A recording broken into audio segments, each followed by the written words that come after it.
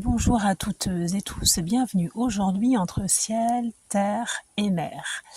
Alors je vous partage cette vidéo en direct de la forêt où il est en train de pleuvoir, c'est fort agréable d'ailleurs. Cette notion en fait vraiment en fait d'air qui circule, de petites pluies limite un petit peu tropicales, c'est vraiment en tout cas très agréable, donc j'en profite pour vous partager mes réflexions du moment, puis aussi un petit peu le propos du jour. Donc pour celles et ceux qui suivent mes vidéos, j'utilise beaucoup la nature qui est pour moi un témoin oculaire, qui est un témoin sensitif, qui est un témoin sensoriel, et également un miroir qui me permet vraiment de un petit peu comme un point d'étape, de me renvoyer là où j'en suis, de me donner des fois des confirmations ou des infirmations. Bien entendu, le but n'est pas de me balader en forêt en cherchant justement des confirmations et des invalidations.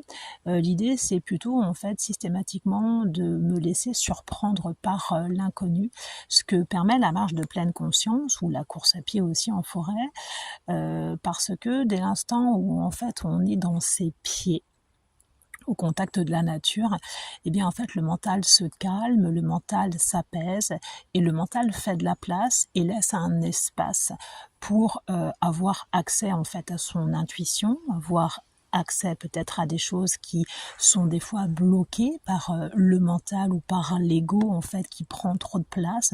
Donc j'invite chacun et chacune d'entre vous à vraiment tisser ce dialogue avec la nature. Donc pour moi c'est la forêt, pour d'autres ce sera peut-être la montagne si c'est possible, ou la mer ou un lac, mais j'invite chacun et chacune d'entre vous à trouver son compagnon naturel ou sa compagne naturelle pour vraiment pouvoir dialoguer, tisser vraiment ce rapport à la fois langagier et sensoriel qui vous accompagnera beaucoup dans votre vie si vous fonctionnez sur ce besoin en tout cas d'équilibrer vos vies entre l'ancrage à la terre et puis la connexion à votre monde un peu plus subtil.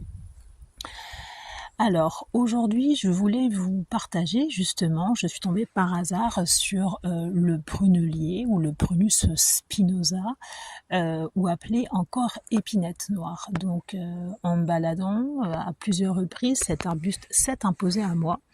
Donc du coup voilà, je m'y suis arrêtée et ça conforte en tout cas des perceptions et puis des ressentis que j'avais aussi en ce moment, parce que le Prunus spinosa a la symbolique spirituelle rattachée aux notions de persévérance et de protection. La notion de persévérance, c'est pour ça que je trouve ça très intéressant de l'aborder aujourd'hui, parce que la persévérance, elle est vraiment très très individualisée. C'est-à-dire que chacun et chacune d'entre nous, par rapport à nos expériences de vie, par rapport à nos cultures, par rapport à nos croyances, on a tous une expérience et surtout une forme d'échelle d'effort qui est bien spécifique. Peut-être que là où moi j'ai l'impression de faire un effort, peut-être que quelqu'un d'autre en fait pour lui sera déjà complètement dépassé, ou à l'inverse ne verra pas du tout la notion d'effort.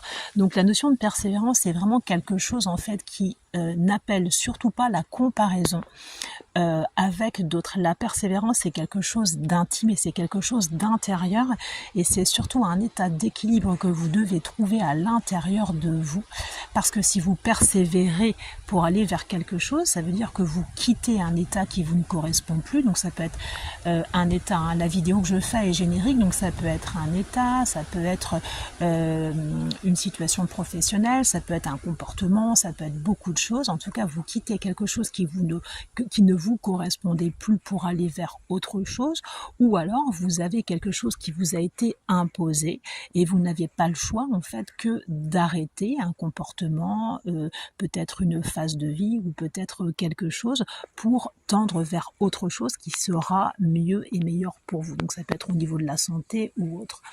Ce que je veux dire, c'est que la notion de persévérance va vraiment vous demander de trouver en fait cette capacité de faire des allers-retours entre une forme d'action, donc des actions à poser pour tendre vers l'objectif que vous vous êtes fixé ou qu'on vous a fixé, mais aussi la capacité de vous arrêter, de pouvoir lâcher prise, de pouvoir souffler et de repartir, placer des actions, peut-être vérifier ce que donnent les graines que vous aviez semées et avoir cette capacité de systématiquement faire des allers-retours entre le fait de se mobiliser et aussi le fait de savoir lâcher prise et faire confiance à la vie et faire confiance aussi à vos propres capacités et ressources intérieures. Donc j'invite chacun et chacune d'entre vous à vraiment conscientiser cette notion de persévérance en évitant absolument la comparaison avec d'autres. Essayez vraiment de trouver votre propre témoin, un petit peu votre propre échelle de graduation à l'intérieur de vous. Mais surtout, la notion de persévérance doit vous permettre d'aller vers quelque chose a priori qui va être mieux ou en tout cas favorable pour vous. Donc, même s'il y a cette idée un petit peu des fois de dépassement, il y a quand même cette idée aussi de soulagement et de quelque chose de positif qui s'en vient, qui est en cours et ou qui va bientôt en fait illuminer votre vie. Donc en aucun cas, la persévérance, par contre, ne doit être le lit de vraiment de la tristesse ou d'une forme de déprime très très importante. De toute façon, la persévérance appelle la fin d'un état, la fin d'un cycle pour aller vers un autre état ou vers un autre cycle, exactement comme tous les processus naturels de la vie, les processus de la nature.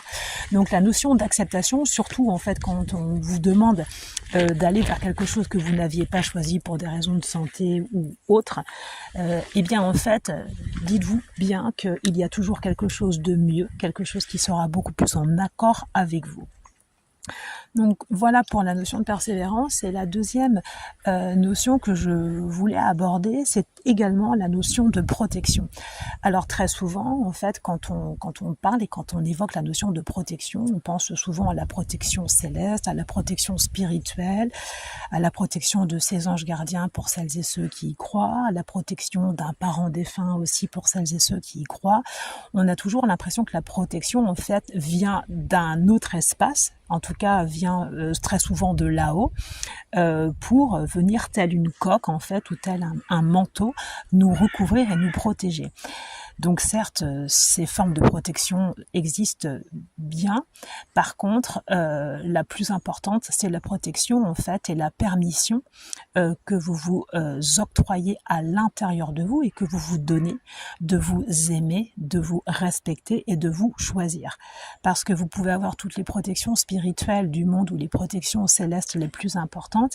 Si à l'intérieur de vous, en fait, vous vous détestez, vous ne savez pas fixer vos limites, vous ne savez pas trop qui vous êtes et vous avez de la difficulté à nourrir en fait vos besoins fondamentaux, eh bien en fait il va y avoir des brèches assez importantes en fait tout autour de vous, hein, de façon physique et de façon aussi énergétique, qui vont permettre donc soit à des vampires énergétiques, donc je vous renvoie à la vidéo que j'avais faite, donc de venir en fait se brancher sur vous pour venir se servir. Donc ça peut être soit un ou une amie toxique, ça peut être un collègue de travail, ou ça peut être aussi une relation sentimentale ou autre, mais aussi vous n'aurez pas de protection dans certains lieux, des fois qui sont pas très bien non plus énergisés. J'en ai également parlé dans l'autre vidéo. Donc en fait le but d'aujourd'hui, c'est vraiment de déconstruire ces notions-là de protection, en fait, qui ne viennent que d'un espace à l'extérieur de nous. Certes, oui, mais c'est exactement comme pour la notion de persévérance. Il y a vraiment cette notion, en fait, et d'équilibre à trouver entre la protection que vous avez à l'intérieur de vous et celle que vous êtes en capacité, en fait, de vous permettre et de vous donner, et la protection, bien entendu, externe. Donc voilà ce que je voulais vous dire aujourd'hui. Donc ce sont en tout cas mes traductions et mes perceptions à moi, puis des prises de conscience aussi que j'ai eues à certains moments. Donc voilà, n'oubliez pas de toujours ramener à vous la notion de persévérance et d'éviter toute forme de comparaison. On peut être inspiré par des leaders ou par des modèles inspirants.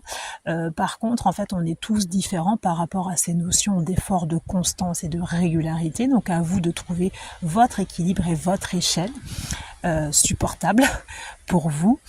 Et n'oubliez pas que la protection commence par l'amour que vous vous permettez à l'intérieur de vous-même. Voilà, je vous souhaite une très belle journée, un bel été, de belles vacances pour celles et ceux qui y sont. Au revoir.